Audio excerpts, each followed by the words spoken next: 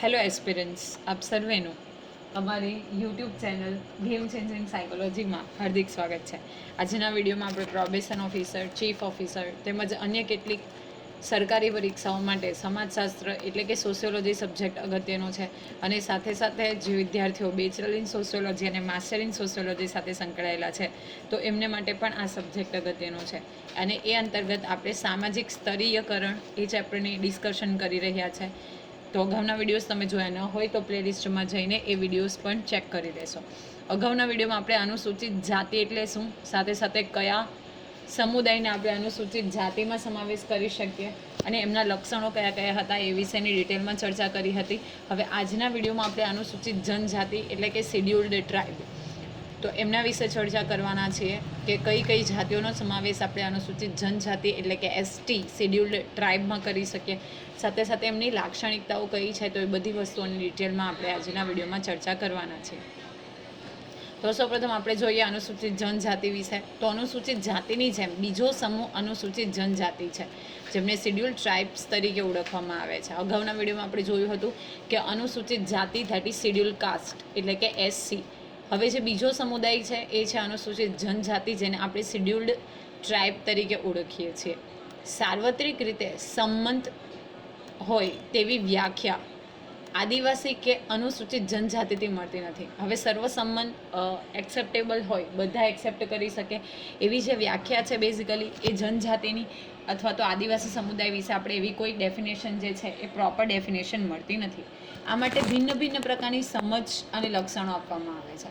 હવે જે સર્વસંમત વ્યાખ્યા છે, સર્વસહમત વ્યાખ્યા છે એ અવેલેબલ નથી થતી અને એને કારણે ભિન્ન ભિન્ન પ્રકારની સમજ અને લક્ષણો આપવામાં આવ્યા છે, એટલે કે અલગ અલગ ડેફિનેશન્સ છે, અલગ અલગ લક્ષણો છે એ આપવામાં આવ્યા છે શેડ્યુલ્ડ ટ્રાઇબ વિશે, એટલે કે આ જે અનુસૂચિત જનજાતિ છે એમના વિશે. ઇમ્પોર્ટન્ટ સ્ટેટમેન્ટ છે કે વિશ્વમાં સૌથી વધુ આદિવાસી વસ્તી ધરાવતો દેશ જે છે એ આફ્રિકા છે. ભારત બીજા ક્રમે આવે છે. તો વિશ્વમાં સૌથી વધુ આદિવાસીઓ એટલે કે આ શેડ્યુલ્ડ ટ્રાઇબની જે પોપ્યુલેશન છે એ આફ્રિકા દેશમાં વસે છે અને બીજા નંબરે જે છે એ ભારત આવે છે. તમને કદાચ ખબર હોય તો આ આદિવાસી કમ્યુનિટીની આપણે વાત કરીએ ત્યારે આફ્રિકાની જ્યારે વાત કરીએ તો બેઝિકલી એક ક્લાસિકલ ડાન્સ ફોર્મ છે જેને આપણે કહીએ છીએ ધમાલ નૃત્ય. ઓકે, તો એ આફ્રિકાના સિદ્ધી કમ્યુનિટી છે એની સાથે સંકળાયેલું છે. અને બેઝિકલી ઇન્ડિયાના પર્સપેક્ટિવથી આપણે વાત કરીએ, ગુજરાતના પર્સપેક્ટિવથી, તો ડાંગ જિલ્લા જે છે તો ત્યાં આપણે જાંબુર છે એ વિલેજમાં આપણે એમની જે વસ્તી છે એ જોઈ શકીએ છીએ. તો એ અગત્યનું છે કે આદિવાસી જે છે આફ્રિકાના એની જે કમ્યુનિટી ધેટ ઇઝ સિદ્ધી સમુદાય જે ધમાલ લોકનૃત્ય સાથે સંકળાયેલી છે. ઓકે, અને એમની વસ્તી જે છે એ ગુજરાતના પરિપ્રેક્ષ્યમાં આપણે જાંબુર નામના જે ગામ છે તો એમાં આપણે જોઈ શકીએ છીએ. અને ભારત જે છે એ બીજા ક્રમે આવે છે. ઓકે, સામાન્ય રીતે બંધારણની કલમ 342 કમાં રાષ્ટ્રપતિ દ્વારા બહાર પાડેલ સૂચિમાં જેનો સમાવેશ થયો છે તેને અનુસૂચિત જનજાતિ કહેવાય છે. ખૂબ અગત્યનું સ્ટેટમેન્ટ છે. એક તો કલમ યાદ રાખવાની છે કે 342 ક, જેમાં બંધારણની કલમ જે છે 342 ક એમાં રાષ્ટ્રપતિ દ્વારા બહાર પાડાયેલ સૂચિમાં. જો ઘણી બધી વખત કમ્પિટિટિવ એક્ઝામમાં અહીંયાથી ક્વેશ્ચન પૂછાયો છે કે સીએમ જે છે એટલે કે આપણે એવું કહી શકીએ મુખ્યમંત્રી છે એ યાદી બહાર પાડે છે, રાજ્યના રાજ્યપાલ બહાર પાડે છે, ઉપરાષ્ટ્રપતિ બહાર પાડે છે કે રાષ્ટ્રપતિ, તો રાષ્ટ્રપતિ દ્વારા જે બહાર પાડવામાં આવેલી સૂચિ છે બંધારણની કલમ નંબર 342 ક, તો એનો જે સમાવેશ આ સૂચિમાં થયો છે તો એમને આપણે અનુસૂચિત જનજાતિ એટલે કે શેડ્યુલ્ડ ટ્રાઇબ તરીકે ઓળખીએ છીએ. તો અહીંયા કીવર્ડ યાદ રાખવાનો છે રાષ્ટ્રપતિ દ્વારા બહાર પાડવામાં આવેલ સૂચિ અને કલમ નંબર 342 ક. હવે આપણે જોઈએ ભારતની અનુસૂચિત જનજાતિના કેટલાક લક્ષણો. તો ડૉક્ટર મજમુદાર અને મદને અનુસૂચિત જનજાતિના સર્વસામાન્ય લક્ષણોને નીચે મુજબ દર્શાવ્યા છે. તો યાદ રાખવાનું છે અકોર્ડિંગ ટુ ડૉક્ટર મજમુદાર અને મદન જે અનુસૂચિત જનજાતિ એટલે કે આ શેડ્યુલ્ડ ટ્રાઇબ છે તો એની કેટલીક કેરેક્ટરિસ્ટિક્સ જે છે આ પ્રમાણે છે. તો સૌપ્રથમ જે છે એ છે નિશ્ચિત પ્રદેશ. અગાઉ પણ જોયું હતું આપણે અનુસૂચિત જાતિમાં કે એ લોકો નિશ્ચિત પ્રદેશ, નિશ્ચિત ભૌગોલિક સ્થાનમાં વસવાટ ધરાવે છે. તો અનુસૂચિત જનજાતિને પ્રાદેશિક સમૂહ તરીકે ઓળખાવી શકાય. જે તે પ્રદેશમાં રહેતો સમૂહ એટલે કે પ્રાદેશિક સમૂહ તરીકે પણ આપણે એને દર્શાવી શકીએ. તેઓને નિશ્ચિત પ્રદેશ હોય છે જ્યાં તેઓ નિવાસ કરે છે. ઓકે, પ્રોપર જ્યોગ્રાફિકલ લોકેશન છે, જ્યોગ્રાફિકલ એરિયા છે, નિશ્ચિત પ્રદેશ છે કે જ્યાં તેઓ વસવાટ કરે છે. કેટલીક આદિમ જાતિઓ સંપૂર્ણપણે પ્રાદેશિકતાને વળગી રહે છે. તો જે પણ પ્રાદેશિકતા છે, લોકાલિટી છે, તો એને બેઝિકલી કેટલીક જે આદિમ જાતિઓ છે એ શું કરે છે, સ્ટ્રિક્ટલી જે છે એને જ ફોલો કરે છે, એટલે કે એના રૂલ્સ અને રેગ્યુલેશનને ફોલો કરે છે. ફોર એક્ઝામ્પલ, મુંડા, હો, ગારો એ પૂર્ણપણે પ્રાદેશિક હોય છે. તો બેઝિકલી આપણે જો કમ્યુનિટીની વાત કરીએ તો એમાં તમારે યાદ રાખવાનું છે કે મુંડા છે, હો જાતિ છે અને ગારો જે છે એ બેઝિકલી કોની સાથે, તો એ ટોટલી પ્રાદેશિક છે, એટલે કે જે લોકાલિટી છે પ્રદેશને આધારે એ વળગી રહે છે. જ્યારે આપણે વાત કરીએ સંથાલ, ભૂમિજ, ભીલ વગેરે વિકસિત સમાજના લોકો પણ સાથે વસવાટ કરે છે, પરંતુ મહદઅંશે એમનો નિશ્ચિત પ્રદેશ તેમજ એ પ્રદેશમાં સમગ્ર જીવન જીવવાની ઉત્કંઠા તેઓમાં દ્રષ્ટિગોચર થાય છે. તો બેઝિકલી આપણે વાત કરીએ તો મુંડા, હો અને ગારો જે છે એ સંપૂર્ણપણે બેઝિકલી જે છે એકદમ પ્રાદેશિક છે, એટલે કે એમની જે લોકાલિટીને વળગી રહે છે. જ્યારે આપણે વાત કરીએ સંથાલ, ભૂમિજ અને ભીલ, તમને ખબર હશે ભીલ કમ્યુનિટી સાથે પણ બિરસા મુંડાનું નામ સંકળાયેલું છે, સંથાલ કમ્યુનિટી છે, ભૂમિજ કમ્યુનિટી છે, તો એ વિકસિત સમાજના લોકો સાથે પણ વસવાટ કરે છે. કહેવાનો મતલબ એમ છે કે આ મુંડા, હો અને ગારો જે છે એ બેઝિકલી બિરસા મુંડા જે છે એ આ મુંડા કમ્યુનિટી સાથે સંકળાયેલા છે. તો આ જે 3 કમ્યુનિટી છે એ એમના જ કલ્ચરની સાથે વળગી રહે છે. પરંતુ આપણે સંથાલ, ભૂમિજ, ભીલની વાત કરીએ તો એ વિકસિત પ્રદેશના લોકો સાથે પણ વસવાટ કરે છે, એટલે કે they mingled with that people also. Okay, next જોઈએ નિશ્ચિત નામ. તો દરેક અનુસૂચિત જનજાતિને પોતાનું એક વિશિષ્ટ નામ હોય છે. એ નામની આસપાસ કેટલીક દંતકથાઓ વણાયેલી હોય છે, એટલે દરેક જે અનુસૂચિત જનજાતિ છે એમને પોતાનું નિશ્ચિત નામ છે, વિશિષ્ટ નામ છે, અને એની આસપાસ કેટલીક દંતકથાઓ જોડાયેલી છે, એટલે કે એમનો ઉદ્ભવ કઈ રીતે થયો, શા માટે એમનું નામ પડ્યું, તો એવી ઘણી બધી ગાથાઓ જે છે એ આની સાથે વણાયેલી છે, આની સાથે સંકળાયેલી છે. નિશ્ચિત નામ તેઓનો ચોક્કસ સમૂહ બનાવે છે. ચોક્કસ જે નામ છે એનો શું બતાવે છે, ચોક્કસ કમ્યુનિટી બતાવે છે. ભારતની કેટલીક આદિમ જાતિઓમાં જ્ઞાતિઓના નામ જેવી વિવિધતા જોવા મળે છે. ગુજરાતમાં ભીલ, ગામિત, રાઠવા વગેરેમાં પણ એવી જ પરિસ્થિતિ પ્રવર્તે છે. તેમના સમૂહગત નામનું સવિશેષ મહત્વ જોવા મળે છે. તો ગુજરાતમાં વાત કરીએ તો ભીલ, ગામિત અને રાઠવા જે કમ્યુનિટી છે, તો બેઝિકલી એ લોકોનું પોતાનું એક વિશિષ્ટ નામ છે. આપણે જોયું હતું રાઠવાના ભીત ચિત્રો, ઓકે, અગાઉના વિડીયોમાં. તો એ બેઝિકલી એમનું જે નામ છે એનું સવિશેષ મહત્વ જે છે એ આમાં આપણે જોઈ શકીએ છીએ. નેક્સ્ટ છે નિશ્ચિત બોલી. તો આ સમૂહને પોતપોતાની નિશ્ચિત બોલી કે ભાષા છે. એમની પોતાની એક અલગ ડાયલેક્ટ છે, જે પ્રમાણે એટલે કે એની બોલી છે. કેટલીક આદિમ જાતિઓ પ્રાદેશિક ભાષાને અપનાવે છે, દાખલા તરીકે ભીલ, ભૂમિજ વગેરે. જ્યારે કેટલીક આદિમ જાતિઓ પોતાની જ બોલી અને ભાષા પ્રત્યે મમત્વ ધરાવે છે. હવે કેટલીક જે પ્રદેશની બેઝિકલી આપણે કમ્યુનિટીની વાત કરીએ, જેમ કે ભીલ છે, ભૂમિજ છે, તો એ ત્યાંની લોકલ જે પ્રાદેશિક ભાષા છે તો એ પણ બોલી શકે છે, અથવા એના સાથે કમ્યુનિકેશન કરે છે, એ અપનાવે છે. પરંતુ કેટલીક આદિમ જાતિઓ છે જે પોતાની જ બોલી અને પોતાની જ ભાષા પ્રત્યે મમત્વ ધરાવે છે, એટલે કે એને જ વળગી રહે છે. નેક્સ્ટ છે સગાઈ અને સંબંધોનું ગુંફન. તો સગાઈ સંબંધોના ગુંફન દરેક અનુસૂચિત જનજાતિની વ્યક્તિ જીવન વ્યતીત કરે છે. સગાઈ સંબંધોનો વૈજ્ઞાનિક અભ્યાસ ધરાવે છે કે આદિમ જાતિઓના જીવનના મહત્વના પ્રસંગો જેવા કે જન્મ, મૃત્યુ અને ધાર્મિક વિધિઓમાં પણ સગાઈ સંબંધોનું વિશેષ મહત્વ છે. એટલે કે બેઝિકલી આપણે જો વાત કરીએ તો આદિમ જાતિઓ જે છે, આ શેડ્યુલ ટ્રાઇબ જે છે, એમાં એમની વખતે જન્મ, મૃત્યુ તેમજ કેટલાક ધાર્મિક વિધિઓ છે તો એમાં ચોક્કસ પ્રકારનું વિશિષ્ટ મહત્વ છે. શ્રાદ્ધ વિધિ, પૂર્વજ પૂજા કે શુભ અશુભ પ્રસંગોએ સગાઈ સંબંધો પર આધારિત રૂઢિઓ, આચારો, નિયમો અને રિવાજો દ્વારા વ્યક્તિના વર્તનને નિયંત્રિત તેમજ અમુક જ દિશામાં પ્રવાહિત કરવામાં આવે છે. ઓકે, એટલે કે શ્રાદ્ધ વિધિમાં પણ એ લોકો બિલીવ કરે છે, પૂર્વજોની પૂજામાં પણ બિલીવ કરે છે. કોઈ શુભ અને અશુભ પ્રસંગો છે તો એના આધારિત જે કોઈ રૂઢિઓ છે, વિચારો છે, માન્યતાઓ છે, તો એ બધી જ વસ્તુઓ એમાં ફોલો કરવામાં આવે છે. નેક્સ્ટ છે આદિમ જાતિ પંચ. તો અનુસૂચિત જનજાતિમાં પંચની પ્રભાવશાળી અસર હોય છે. પંચ કહે તે પરમેશ્વરની દ્રષ્ટિએ તેઓના સમાજમાં ન્યાયાધીશ અને કોર્ટનું કાર્ય પંચાયત કરે છે. તો આ પણ અગત્યનું છે કે જે પંચ છે, ઓકે, ગ્રુપ છે, તો એના સમાજમાં એ લોકો ન્યાયાધીશ એટલે કે એઝ અ જજ અને કોર્ટનું કાર્ય કરે છે. જે પંચાયત છે ત્યાંની લોકલ, એ કાર્ય કરે છે. અને પંચ કહે તે પરમેશ્વર એટલે કે જે કોઈ ડિસિઝન આ પંચ દ્વારા લેવામાં આવે તો એ કમ્યુનિટી દ્વારા એ જે ડિસિઝન છે એ ફાઇનલ ડિસિઝન ગણાશે. કોઈને દંડ કરવો હોય, ગુના બદલ શિક્ષા કરવી હોય, એ સર્વ બાબતોમાં આદિમ જાતિ પંચની સર્વોપરી સત્તા કામ કરે છે. ઓકે, કોઈ પણ સોશિયલ ઇસ્યુઝ છે કોઈને દંડ ફટકારવાનો હોય, કોઈને ગુના બદલ સજા આપવાની હોય, તો આ બેઝિકલી આદિમ જાતિ પંચ જે છે તો એને સૌથી મહત્વ પ્રાધાન્ય આપવામાં આવે છે અને સર્વોપરી સત્તા તરીકે કામ કરે છે. રાજકીય દ્રષ્ટિએ રાજ્ય સરકારનું નિયંત્રણ હોવા છતાં તેઓમાં આંતરિક વ્યવસ્થા તેમજ સામાજિક નિયંત્રણ અર્થે પંચ પ્રથાને પ્રાધાન્ય આપવામાં આવે છે. હવે રાજકીય દ્રષ્ટિએ આપણે બેઝિકલી રાજ્ય સરકારનું ભલે નિયંત્રણ છે, છતાં પણ જે આંતરિક વ્યવસ્થા છે એ અને સમાજના નિયંત્રણ માટે બેઝિકલી પંચ પ્રથા એટલે કે આ જે આદિમ જાતિ પંચ છે તો એને વધુ મહત્વ આપવામાં આવે છે. નેક્સ્ટ છે યુવા ગૃહ. તો યુવા સંગઠનો કોઈ પણ આદિમ જાતિમાં કેન્દ્ર સ્થાને હોય છે. આવા સંગઠનો યુવા ગૃહો એટલે કે યુથ ઓર્ગેનાઇઝેશન તરીકે પણ ઓળખાય છે. તો આ પણ અગત્યનું છે કે આદિમ જાતિમાં જે યુવા સંગઠનો છે એ બેઝિકલી સેન્ટરમાં હોય છે, જેને યુથ ઓર્ગેનાઇઝેશન તરીકે ઓળખવામાં આવે છે. બધી જ આદિમ જાતિઓ આવા યુવા ગૃહો ધરાવતી નથી, પરંતુ કેટલીક આદિમ જાતિઓમાં આવા યુવા ગૃહો અસ્તિત્વ ધરાવે છે. સંયુક્ત અને વિભક્ત યુવા ગૃહો દ્વારા આદિમ જાતિના અપરિણિત યુવક યુવતીઓનું સામાજિકરણ એટલે કે સોશિયલાઇઝેશન અને તેઓની સંસ્કૃતિઓનું આત્મસાતીકરણ એટલે કે એસિમિલેશન કરવામાં આવે છે.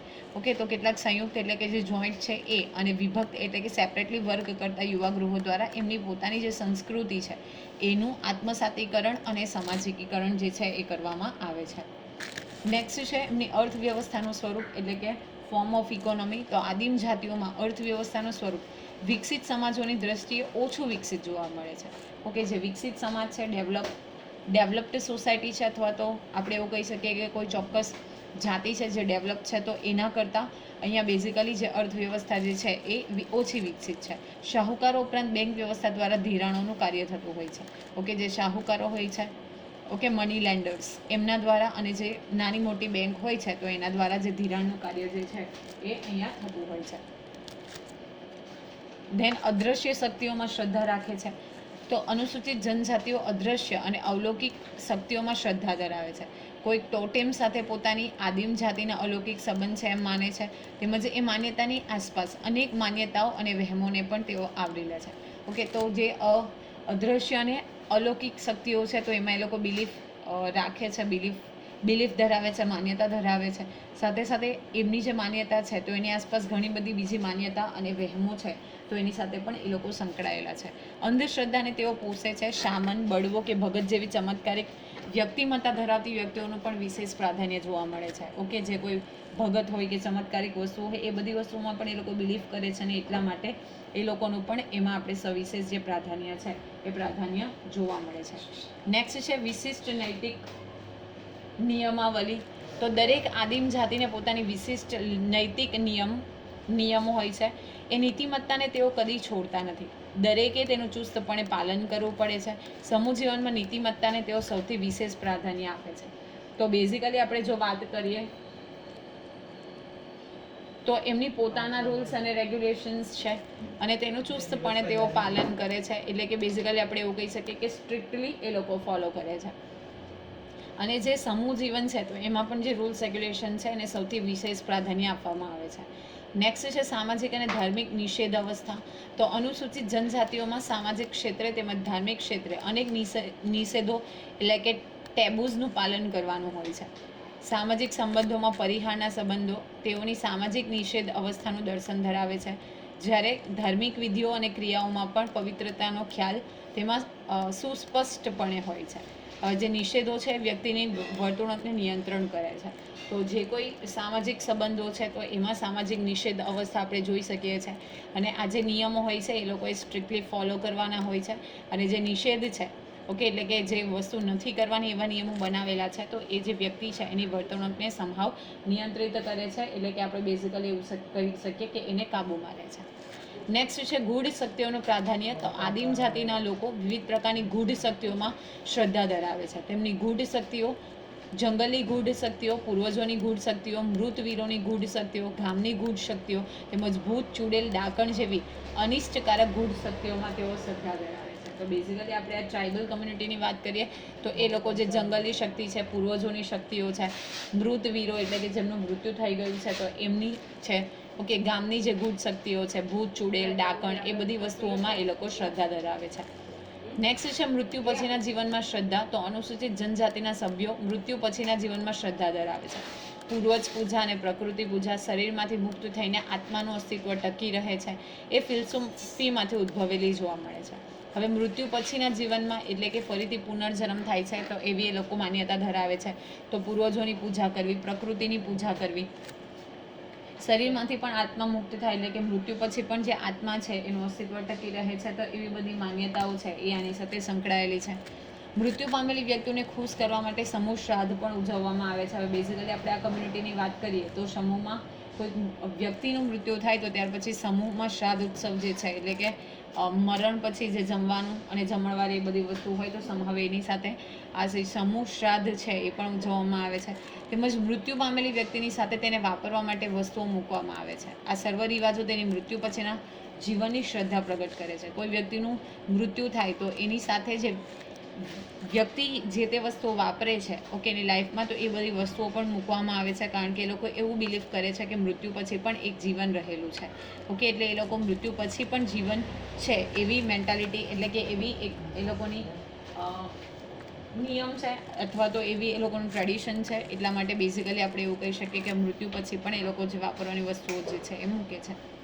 નેક્સ્ટ છે ગોત્ર ચિહ્ન, ટોરેમ, નિષેધ એટલે કે ટેબુ, આંડ, છૂંદડા એટલે કે ટેટુનું મહત્વ.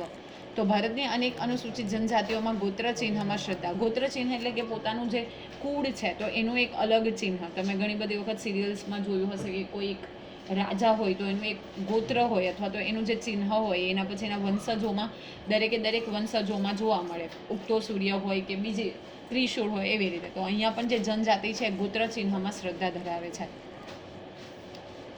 ગોત્ર ચિહ્નમાં આસપાસ વણાયેલી વર્તન પ્રણાલીમાંથી ગોત્ર ચિહ્નવાદ એટલે કે ટોટેનિઝમ ઉદ્ભવે છે. તે જ રીતે નિષેધોનું પ્રાધાન્ય તેમાં સવિશેષ પ્રાપ્ત થાય છે. એમાં છૂંદણા છૂંદાવવાનો રિવાજ પણ લગભગ ઘણી ખરી આદિમ જાતિઓમાં જોવા મળે છે.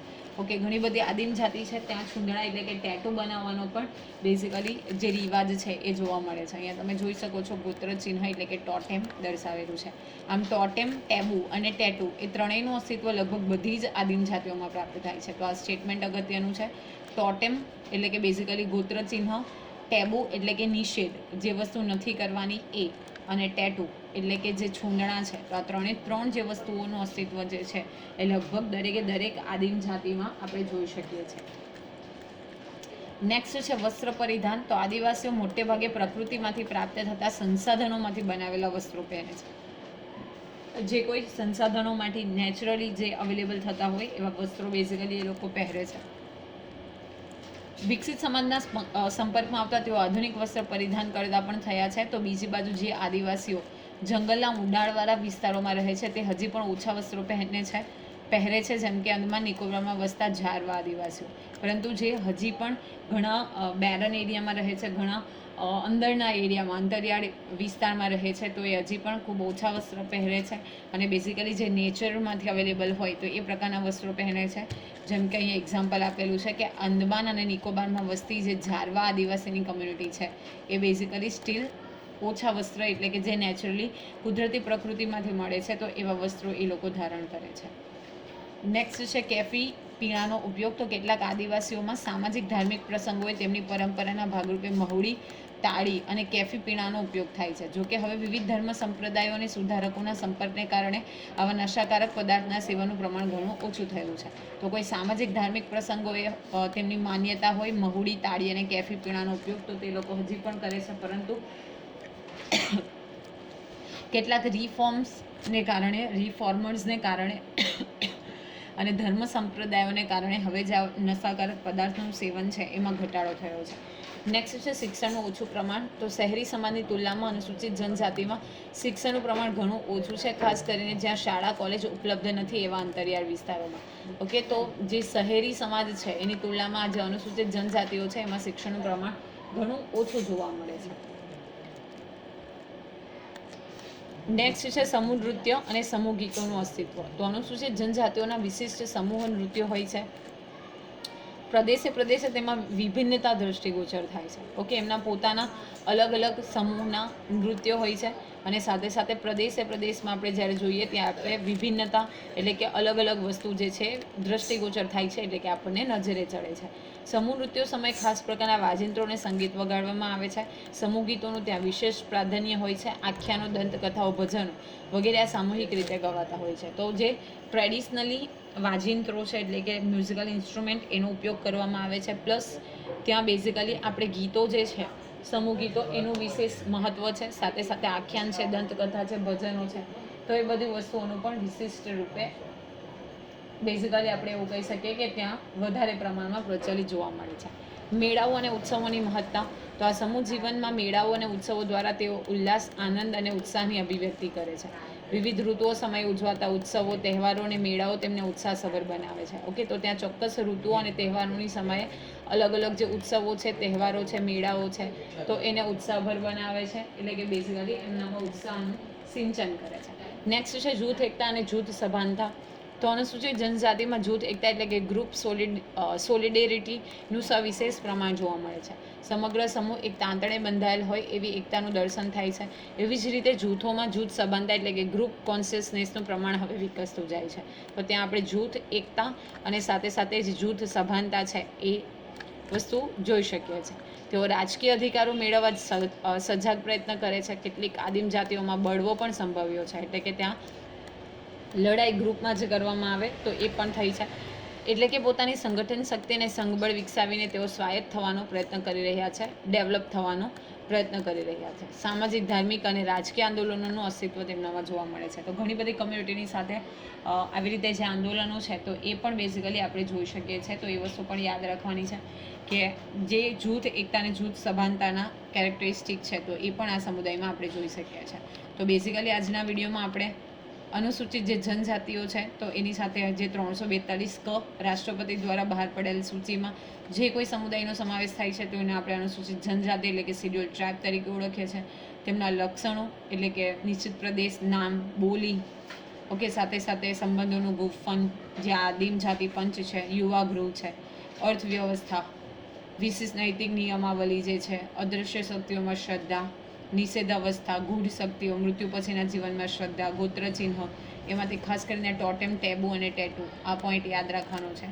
વસ્ત્ર પરિધાન, કેફી પીણાનો ઉપયોગ, ઓછું શિક્ષણ, સમૂહ નૃત્ય, સમૂહ ગીતોનું અસ્તિત્વ, મેળાઓ અને ઉત્સવો અને જૂથ એકતા અને જૂથ સભાનતા એવા જે લક્ષણો છે તો એની આપણે ડિટેલમાં ચર્ચા કરી. આશા રાખું છું કે આ વિડીયોમાં તમને સમજ પડી હશે. વિડીયો પસંદ પડે તો વિડીયોને લાઇક કરી અને શેર કરવાનું ભૂલશો નહીં. અને આવા જ વધુ વિડીયોની અપડેટ્સ મેળવવા માટે even you can subscribe our YouTube channel game changing psychology. Thank you for watching the video. Have a nice day.